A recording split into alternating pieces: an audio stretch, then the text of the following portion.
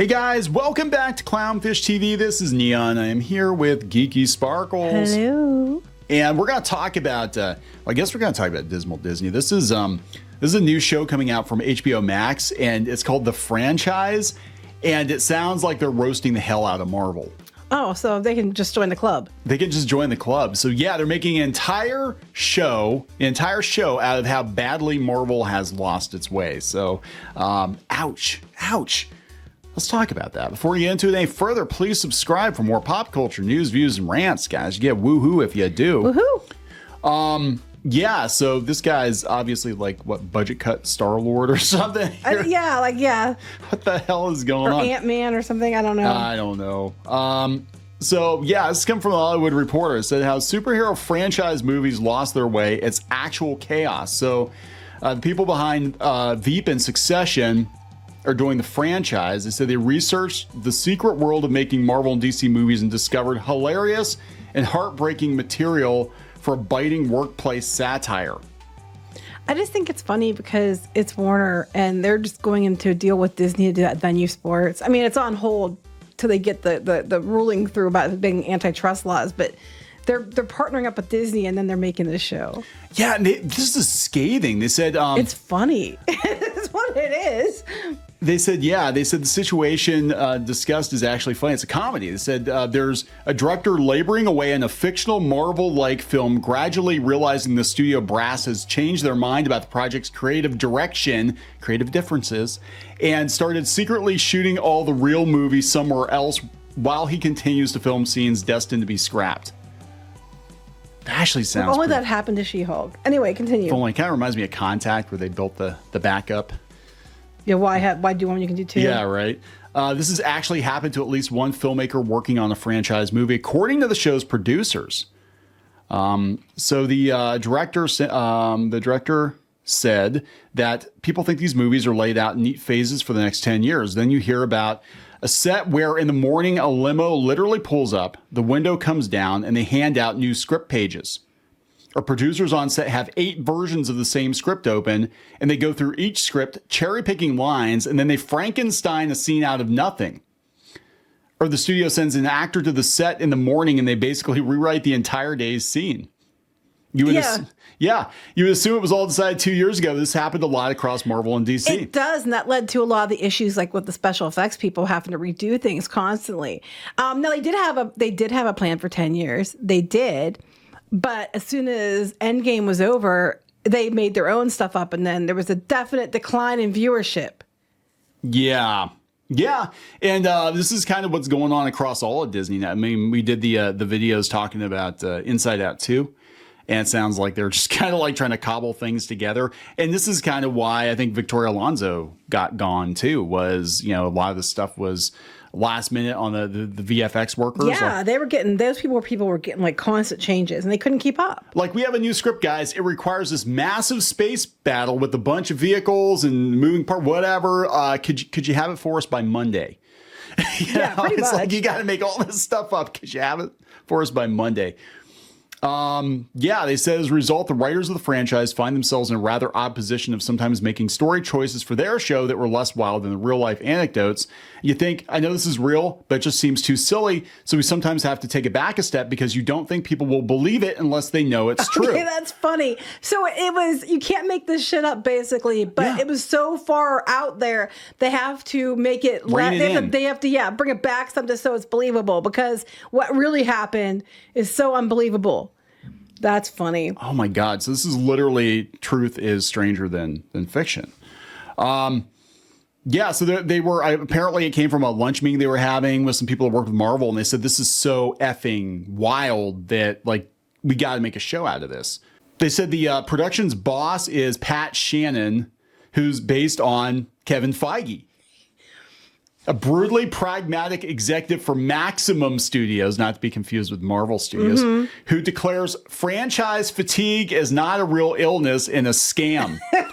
Oh my God. I have to watch. At least it's not a robot. I have to watch this show.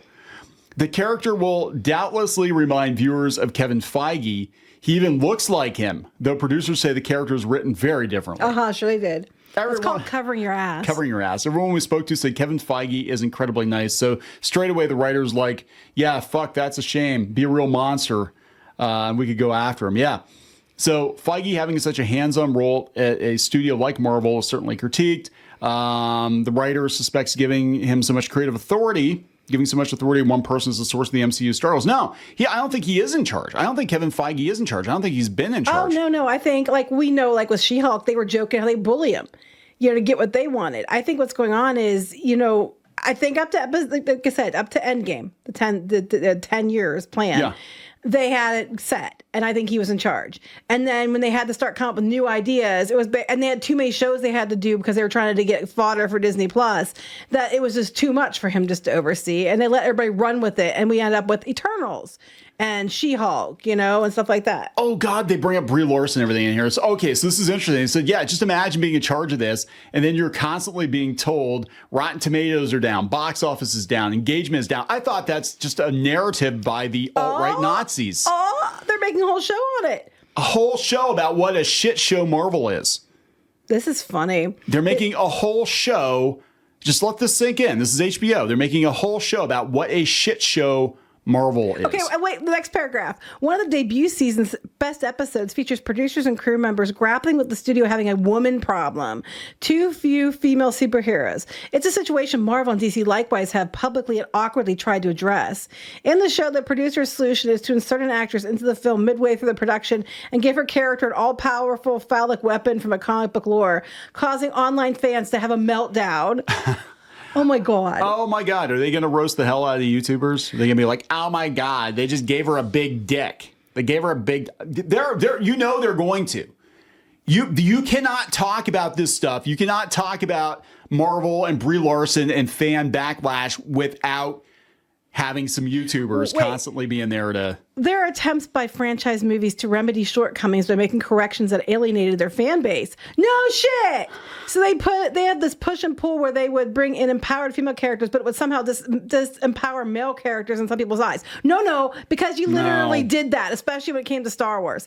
What's sad about that is you get humans caught in the middle, like Brie Larson, actress, brings some humanity to the character. No, she didn't. She was like a wooden board. Her acting was as flat as her ass in Captain Marvel. And then she gets death threats. So do we. We get stuff like that. You know what? We do too, because we don't like a cartoon or we don't like a movie or a show. So this is going to be interesting because they're going to. I'm really curious to see where they're going to go with this, because they're going to go one of two ways. They're either going to go all in on like, yeah, Marvel's a shit show now, or it's going to be in defense of Hollywood and be like, it was just out of our control. It's just all the Nazis and the bigots online. And we're just, because men can't stand strong female characters. No, you have female characters come in, strong female characters. You have ones that are great. Like, Scarlet Witch is good. And you had Black Widow and stuff that were originally good. It was part of an ensemble cast, great characters. And then you bring in Captain Marvel, and she was just like a complete bench in her movie. Like, she wasn't even likable. And she was a side character in a movie because she was so unlikable. Now, our son watched the Marvels, and he said she was much better in that one than she was in the first one. I have not watched it. I'm the target demographic. It's just, I'm not interested after last time. They said that it's funny because they're talking, the whole show is about superhero fatigue, right? It is, because it exists. And they said they might have missed their window because Marvel hasn't been relevant since 2019, basically. They said it might have missed its window. The superhero phenomena of the past 2 decades peaked in 2019 with Endgame and has been on a box office slide and existential identity crisis. You mean that first 10 years and that everybody checked out because they saw the whole arc, and then you went into phase 4, which is a lot of new stuff people didn't want. You changed all the characters, which people didn't want. You started making up stuff and pushing a specific angle that people didn't want. You mean that? Yeah. They're just like calling it out. That's interesting. But it's okay when they do it because they're the Hollywood Reporter. Yeah. Apparently they're going to deal with a lot of like shoots and reshoots and second guessing and replacing actors and all that. So I am wondering, like, are they going to go for the jugular, or are they going to play it safe and be like, it's just people making movies, guys. It's just the online bigots are just, they make it so much harder. They make our jobs so much harder, guys. Yeah, in case you're wondering how Warner Brothers Discovery feels about the franchise, given that they have a rather massive vested because they're interest making fun in of DC too. They're making fun of DC as well. Yeah. They said the boss is having griped. Actually, HBO, I can see them making fun of themselves. Like I can see Warner Brothers and I can see them talking before Disney would. Oh, before but then they yeah, allowed Disney the would. Deadpool and Wolverine though. Yeah, but even Deadpool and Wolverine, like they roasted Disney, but they were just very obvious. Like, haha, the MCU's box office isn't as good as it used to be. I'm distracted by these weird legs on these people. I don't know how to drain lymph fluid from ankles and legs and whatever. Yeah, there hasn't been a single question about it. They said, yeah, go for it. The idea of a half-hour series punching down on the superhero behemoth is pretty hilarious. It's always about the tone of the piece, and when you're doing a satire, setting the right tone for it in the world where we are culturally. But I mean, so wait, setting a tone where we are culturally, so that scares me. Yeah. There is a romance to making movies and a sense of hope that underpins everything. And John has managed to capture that, a sense of hope. We hope someday that one of these you movies... have to be respectful of these movies and the people who are involved in them because everyone's trying to do a good job. So it's one of those. You can't hate it, guys, because people worked really, really, really, really hard. And again, just because they worked really, really, really hard doesn't mean it's good. And you shouldn't be told something's good when it's not just because you worked really, really, really hard on it. They said their mission is to satirize, not save superhero films. Yeah, so we'll see. Well, they asked him, they said, well, what would you do? How would you save the MCU? They said Iron Man succeeded because it was made with a level of creative freedom and lack of parent company oversight that doesn't exist for projects now. Yeah, Iron Man was a huge risk because they're all risk averse over in Hollywood right now. Well, Disney especially because remember Disney didn't start the MCU. Paramount started the MCU, and it was like it was a long road to get there, and it was really dicey because it was like they basically took the leftover Marvel characters, all the good ones, the popular ones, most popular ones had been licensed out to other companies. But wait, did you see this? I feel like their relationship with the fan base has flipped, where instead of telling fans very confidently, this is a movie and this is our way, and it seems like they've gotten themselves into a position where they're trying to chase the fan base that was more engaged in the previous phase than it currently is. Why? Why is that? Did you stop to ask why it is? I think you know why it is, but you don't have the cojones to say why it is. Because you took a fan base that skews male, except for a couple crossovers where a couple of shows and films did go more female audience to male audience. Most of the audience for Marvel is male. Yeah. And a lot of them have been fans for decades and are fans of the comics. And you undid. You stayed true to it for the most part for 10 years. And then you had to flip everything and change everything for no good reason other than in diversity and inclusion initiatives. And you made stuff stupid. Speaking of stupid, they said that they're making decisions from a place of fear now. And they said it's easy to do that when you have nothing to lose. But they said, I guess you get to the point where you try anything. And this links to Robert Downey Jr. coming back. Oh, my God. That's how they end it. I am very curious. I really want to see this. They have a trailer for it. When is it out? Let's see here. They have a trailer for it. Okay, hold on. Can I put my headset on? I'm just really worried how they're going to go with it. Oh, I'm sure. Okay, ready? Yep. Quiet on set! Just another 83 days, and then we're done. Let's savor every moment. Christ, what a mess. Not panicking. Just take 5, everyone! Oh my God, I'm sure. Well, they said that they were basing this on stories, anecdotes that they actually heard. Walked back though. Yeah.